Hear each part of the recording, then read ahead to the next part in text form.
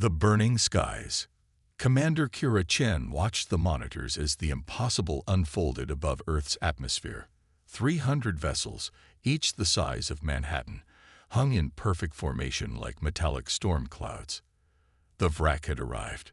All conventional weapons have failed to penetrate their shields, reported Lieutenant Marcus Webb, his voice steady despite the sweat beading on his forehead. Nuclear strikes, railguns, directed energy weapons, nothing's working. The first wave hit Tokyo at dawn, not with bombs or lasers, but with something far worse. The Vrak ships released clouds of microscopic machines that consumed everything organic. Buildings remained standing while every living thing, people, animals, even plants, dissolved into gray dust within minutes. 60 million people, whispered Dr. Sarah Reeves, the lead cynobiologist, gone in less than an hour. Mumbai fell next, then Sao Paulo. The pattern was clear. The Vrak weren't interested in conquest. They wanted extinction.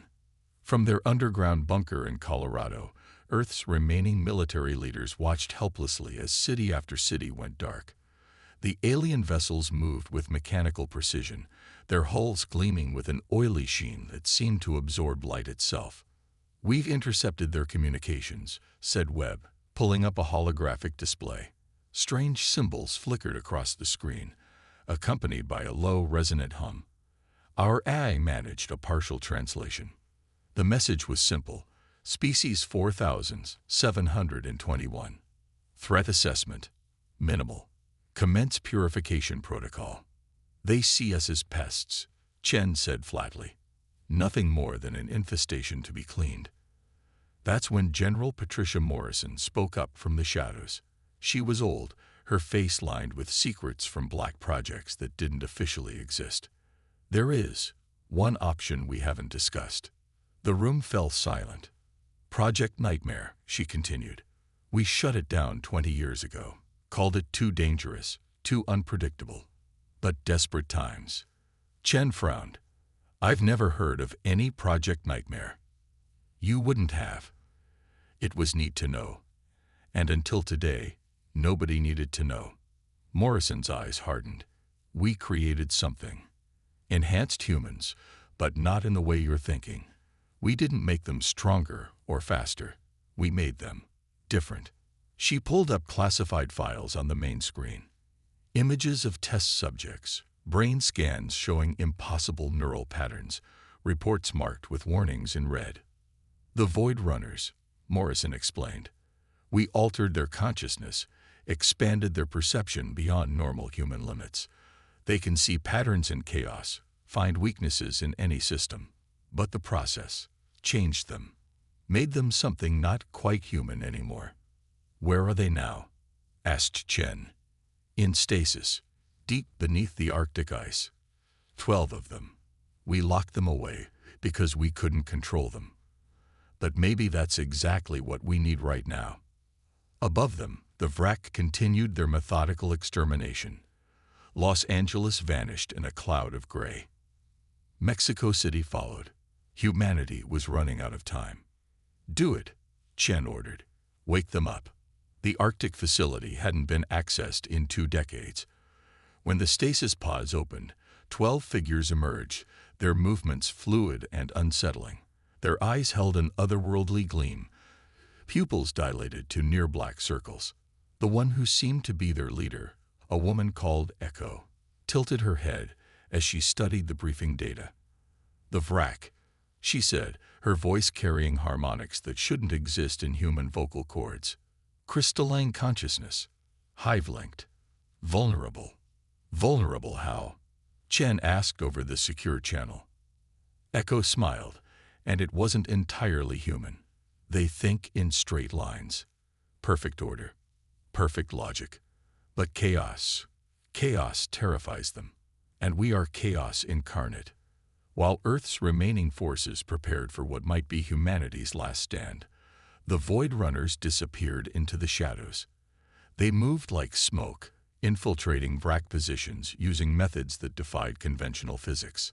In the ruins of Berlin, Echo stood atop a collapsed building, staring up at the wrack mothership hovering overhead. She pressed her hand against her temple, and her eyes rolled back, showing only white. Miles above, inside the wrack command ship, Supreme Orchestrator Zeth felt something impossible, a presence in the hive mind that shouldn't exist. Chaotic thoughts bleeding into their perfect unity. Purification protocol compromised, reported the subordinate. Unknown interference detected. Zeth's crystalline form pulsed with confusion. In their million-year history of cleansing worlds, they had never encountered this. The presence felt like static in their thoughts, growing stronger, more invasive. Then the screaming started. Not physical screaming. The Vrak had no voices as humans understood them. This was psychic, a shriek of pure discord that tore through their collective consciousness. Void Runners had found a way in, and they brought humanity's greatest weapon, madness. The first Vrak ship faltered, its perfect trajectory becoming erratic. Then another. The microscopic machines that had consumed millions suddenly turned on their creators, reprogrammed by minds that saw reality from angles the Vrak couldn't comprehend. Impossible, Zeth transmitted to the fleet. These primitives cannot. The thought never finished. Echo's consciousness slammed into the hive mind like a battering ram, dragging with her the combined chaos of human emotion, creativity, and sheer stubborn refusal to die quietly. For the first time in their existence, the Vrak felt fear. Back in the command bunker, Chen watched in amazement as the alien fleet began to retreat. Not an orderly withdrawal, but something approaching panic. "What did you do?" she asked Echo through the comm. The Void Runner's laugh was like breaking glass. "We showed them infinity. We showed them what happens when order meets true chaos, and we're just getting started." The Vrak had invaded with overwhelming force, expecting another easy extermination.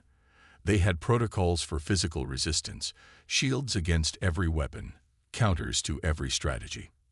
But they had no defense against the human capacity for madness, creativity, and the wild, chaotic nature of consciousness itself. As the first Vrak ship exploded in the upper atmosphere, its systems overloaded by conflicting commands, humanity learned something important. The universe's greatest monsters had made a fatal error. They had awakened something worse. When monsters meet monsters, the Vrak regrouped in high orbit, their previously perfect formation now scattered and defensive. Supreme Orchestrator Zeth struggled to purge the chaotic echoes from the hive mind, but the damage was spreading like a virus. On Earth, the Void Runners had become legends overnight. 12 humans who weren't quite human anymore, led by Echo, whose real name had been forgotten even by herself. They moved through the ruins of civilization like ghosts, each one a walking nightmare to the orderly Vrak consciousness. In London's underground, humanity's survivors had established a new command center. General Morrison briefed the assembled leaders, while Echo stood in the corner, her presence making everyone uncomfortable. "They're adapting," Morrison explained, showing tactical displays. "The Vrak are compartmentalizing their hive mind, creating firewalls between command units. They're learning to defend against psychic intrusion." Echo stepped forward, her movements too fluid, too precise. "They're afraid." "Good. Fear makes them predictable." She touched the holographic display, and the image distorted around her fingers. "But we need to escalate. Show them what real terror looks like." Chen studied the woman, if she could still be called that. "What do you propose?" The Vrak believe in purity, in perfection. They see chaos as a disease to be eliminated. Echo's smile revealed teeth that seemed sharper than they should be. "So we become the disease. We infect their very concept of reality." The plan was insane, which is exactly why it might work. The Void Runners would infiltrate the Vrak mothership, not physically, but through consciousness itself. They would plant seeds of doubt, fragments of human imagination, into the alien hive mind. Above London, the Vrak prepared for a final assault. They had modified their purification protocol, creating barriers against psychic interference. Zeth himself led the attack, determined to prove that order would always triumph over chaos. The battle began at midnight. Vrak dropships descended through the atmosphere, their hulls glowing with protective energy fields. But as they approached the city, something unprecedented happened. The sky began to sing. Not a human voice, not any sound that should exist in nature. It was the collective consciousness of the Void Runners, harmonizing across impossible frequencies. The sound penetrated the Vrak shields, not through any physical breach, but through the very fabric of thought itself. Inside his command ship, Zeth felt his certainty waver. The song carried images, not the ordered, logical constructs of Vrak thought, but the wild, contradictory nature of human dreams. Love and hate, creation and destruction, hope and despair, all existing simultaneously, defying the pure logic that governed Vrak existence. Maintain formation, Zeth commanded, but his subordinates were already faltering. Some ships veered off course, others began firing on empty air, chasing phantoms that existed only in their contaminated thoughts. On the ground, Echo stood with her arms spread wide. Her consciousness expanded beyond any safe limit. Blood trickled from her nose, her ears, but she didn't stop. Around her, the other Void Runners formed a circle, each one adding their voice to the psychic assault. You want to see what humans really are. Echo broadcast directly into the hive mind. We're not just another species to be cleansed. We're the chaos that births stars. We're the randomness that creates life. We're everything you fear because we're everything you can never understand. The Vrak mothership shuddered. Inside, Zeth watched in horror as his crew began to change. Not physically, but mentally. Some started questioning orders. Others developed personalities, individual thoughts that shouldn't exist in a collective consciousness.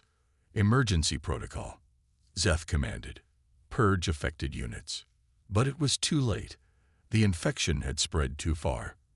Vrak warriors turned on each other, no longer certain who was compromised and who was pure. Their perfect unity shattered into 1,000 conflicting voices. In desperation, Zeth activated the ultimate weapon, a device that would sterilize Earth's entire surface, Vrak and human alike. Better to die pure than live corrupted. Echo sensed the weapon charging. She looked at her fellow Void Runners, seeing the toll their assault had taken. Several had already collapsed, their minds burned out from the effort. But they had one last card to play. Together, she whispered. All 12 Void Runners merged their consciousness, becoming something beyond human, beyond individual existence. They reached out to every survivor on Earth, to every human mind still capable of thought, and pulled them into a single, impossible moment of unity. For one heartbeat, humanity became one voice, not ordered like the Vrak, but chaotic, beautiful, terrifying in its diversity. Billions of thoughts, dreams, memories, and hopes slammed into the Vrak hive mind, like a supernova. Zeth's last coherent thought was a revelation. The humans hadn't won because they were stronger or smarter. They had won because they could accept chaos, thrive in it, even become it. The Vrak, in their pursuit of perfection, had never learned to adapt to the impossible.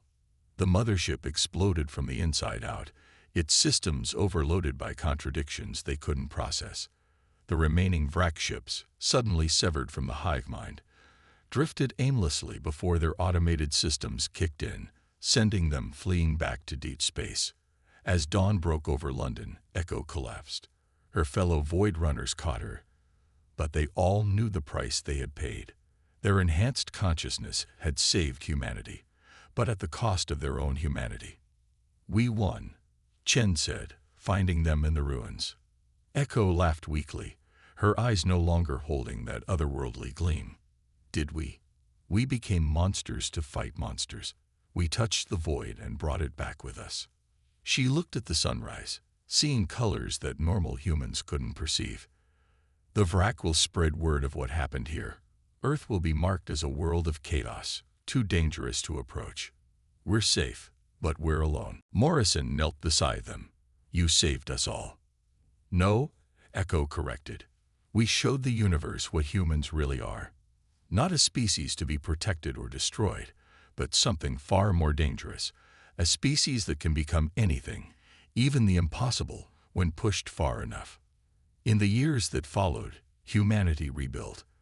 The Void Runners became advisors, teachers, warning against the dangers of pushing consciousness too far. But they also prepared the next generation, knowing that somewhere in the cosmos, other threats waited. The Vrak had invaded with fire and death, expecting to face another primitive world. Instead, they had awakened humanity's true nature, not as victims or heroes, but as the most adaptable, unpredictable, and ultimately terrifying species in the galaxy. Because when monsters invade Earth, they learn a harsh truth. Humans don't just fight back. They become something worse than any nightmare the universe has ever known. And they're just getting started.